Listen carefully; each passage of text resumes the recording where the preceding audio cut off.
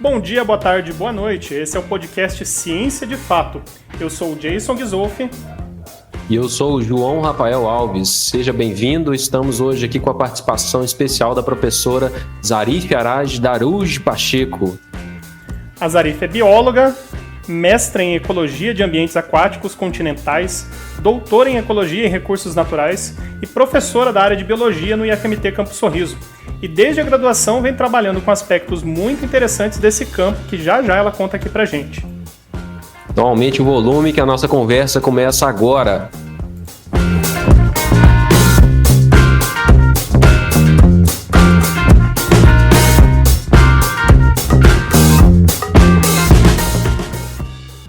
Olá, seja bem-vinda, Zarif. Seja bem-vinda, professora, seja bem-vinda ao nosso podcast. Então, professora Zarif, você é uma pessoa aí que morou em várias cidades, Cuiabá, Maringá, São Carlos, morou no estado do Piauí e agora está em Sorriso, então tem uma longa caminhada. Conta um pouquinho para a gente aí sobre você, sobre sua carreira, como é que isso se deu, toda essa carreira nômade, essa vida nômade sua? Bom, bom dia, boa tarde, boa noite.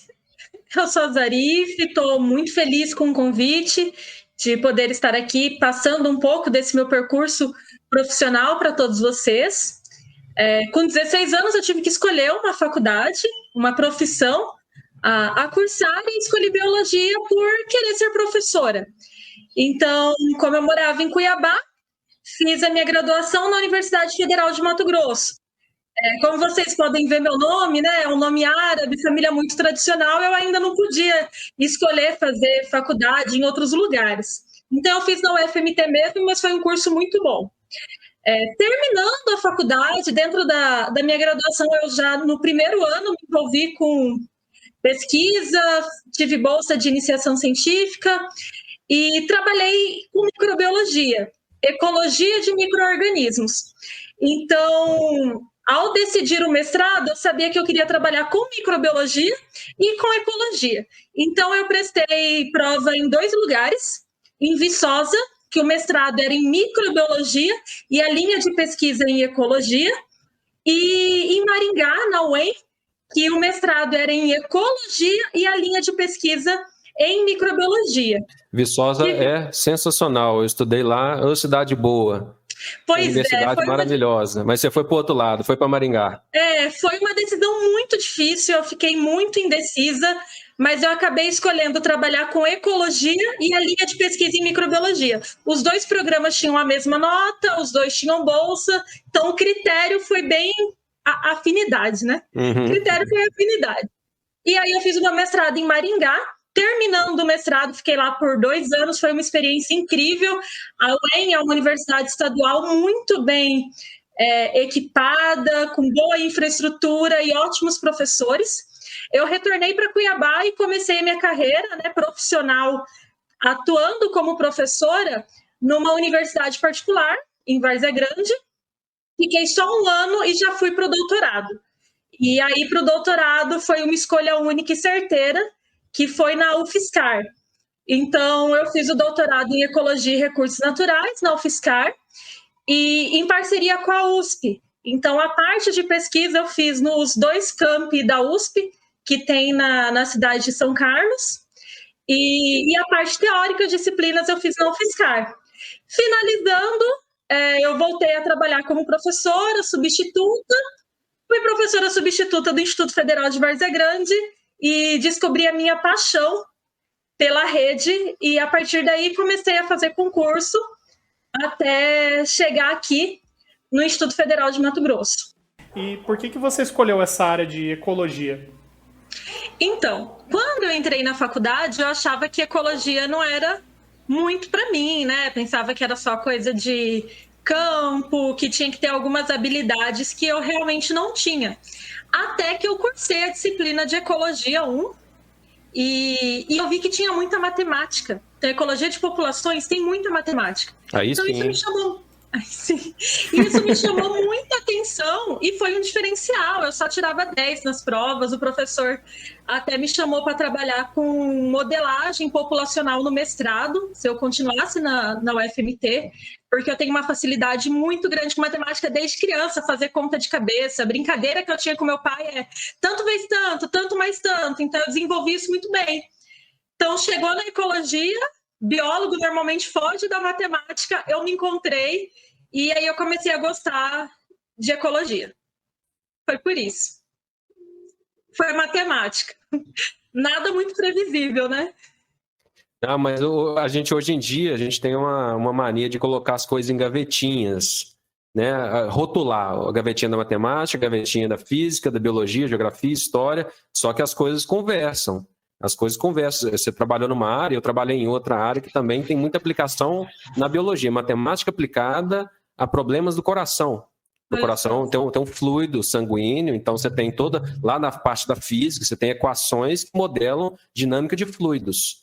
Então você pode aplicar isso para o corpo humano. Então isso é biomatemática. Ou, sabe, as coisas conversam, não tem gavetinha, tudo é uma coisa só, né? A gente, para nossa cabeça, muito também por causa da Revolução Industrial, que as coisas são processos, né? Tem todo um processo, cada hora tem um processo diferente, a gente rotulou as coisas e colocou as coisas em gavetinhas. Mas Sim. Tudo é uma coisa só, né? Sim, é bem isso. Achar que não precisa de matemática porque faz biologia. Muitos dos meus colegas acabaram sentindo muito isso nessa disciplina, porque ela exigia bastante de conhecimento matemático, mas para mim foi uma delícia, né? Eu me senti em casa. A gente tem a visão da ecologia dentro daquele estereótipo que o ecologista é o cara que vai abraçar a árvore, que vai protestar contra desmatamento. Você consegue visualizar também, né? Isso fora do estereótipo, trazer pra gente essa noção, pra quem tá acompanhando o podcast, uma noção de que a ecologia vai além disso? A ecologia, ela vai muito além disso. Eu abracei uma árvore, mas eu não faço isso todo dia na minha vida. Tem mais coisa para fazer, mas as árvores são muito importantes. Acho que essa questão de abraçar a árvore é bem representativa, né? Você estava sã na hora? Tava. Eu já abracei também, mas na hora eu não estava muito são, não. Eu tava. Era uma árvore milenar, assim, numa aula de campo. Foi uma experiência interessante. Mas a ecologia, ela tem a parte aplicada dela, que é extremamente importante. Inclusive na região que a gente mora, aqui em Sorriso, na região agrícola, então a ecologia aplicada, ela faz isso, né? Ela trabalha com um processo de biorremediação, que é utilizar organismos para tentar remediar um lugar que foi contaminado. Dentro da ecologia, a gente pode estudar também organismos que podem desenvolver um papel ecológico e fazer um controle biológico de alguma determinada praga. Tudo isso está dentro da ecologia. As interações que ocorrem na natureza, e a gente não consegue ainda identificar a importância da ecologia, porque um ramo muito importante da ecologia, ele é recente, que é a economia da natureza. É a gente perceber que uma mata ciliar em pé, em torno de um rio, ela tem um valor econômico, porque ela evita erosão e, consequentemente, possibilidade de ter enchente. E qual é o gasto público com desastres como enchente?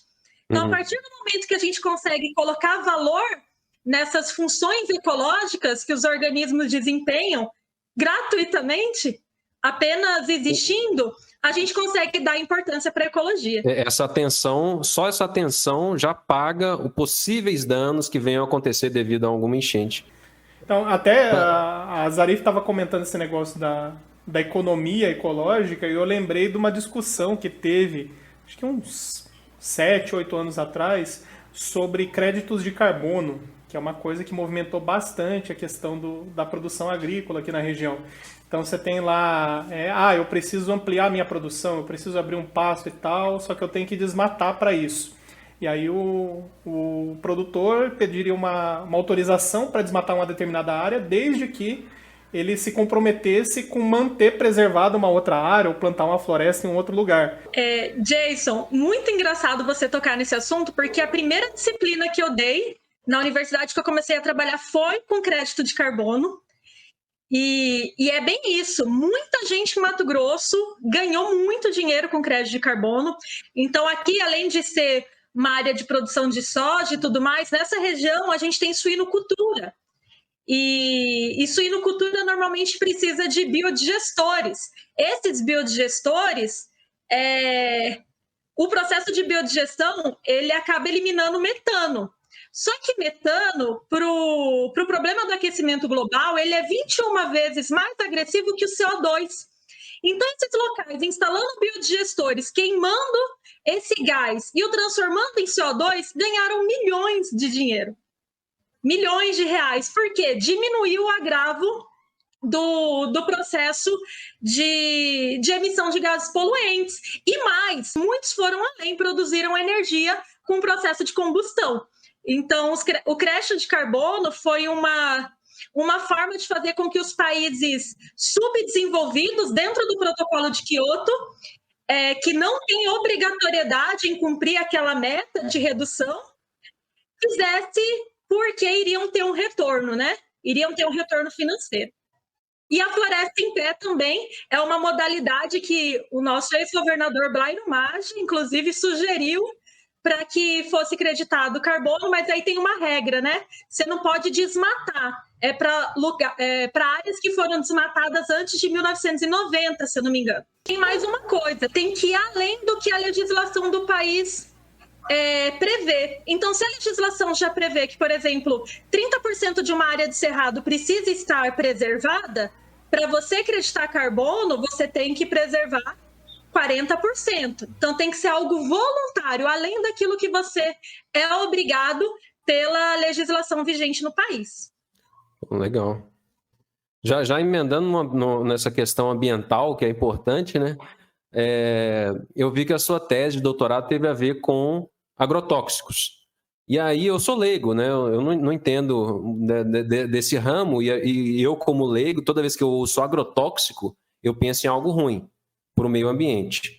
No entanto, o mundo tem lá quase 8 bilhões de pessoas, essas pessoas precisam se alimentar, e o agrotóxico é uma maneira com que o alimento ele sai de maneira mais acelerada, mais volumoso, né? Para o povo ou alimentar as pessoas ou alimentar, por exemplo, suínos chineses que vão alimentar as pessoas, né? Algumas coisas nesse sentido. Então, o agrotóxico, ele é necessariamente danoso para o meio ambiente ou não? Tem agrotóxico que não é danoso e que pode ser utilizado com tranquilidade, que vai atingir, né, vai fazer com que se atinja o que é necessário de produção de grãos, por exemplo, para o mundo, né? Antigamente não se usava agrotóxico, né? No início da agricultura, na humanidade, formas naturais de controle eram feitas. Só que com o passar do tempo, quanto áreas mais extensas foram utilizadas para o cultivo, e aí você tem um desmatamento muito grande, diminuição de biodiversidade, inimigos naturais de determinadas pragas, eles deixaram de estar presente naquele novo ecossistema, aquele agroecossistema. E com isso foi necessário o uso de defensivos. E aí começou-se a ter os primeiros compostos químicos agrotóxicos para tentar controlar essas pragas que realmente prejudicam a produtividade de um plantio. Só que, assim, o problema é que o uso de forma descontrolada fez com que as pragas ficassem cada vez mais resistentes, e aí você precisasse de compostos muito mais fortes, muito mais quimicamente danosos para o meio. E um outro problema do agrotóxico é que pouquíssimos têm especificidade, então eles não atingem apenas aquele organismo-alvo. Eles podem atingir vários outros organismos, inclusive nós, seres humanos. Então, o agrotóxico, de uma forma geral, é um inimigo da biodiversidade.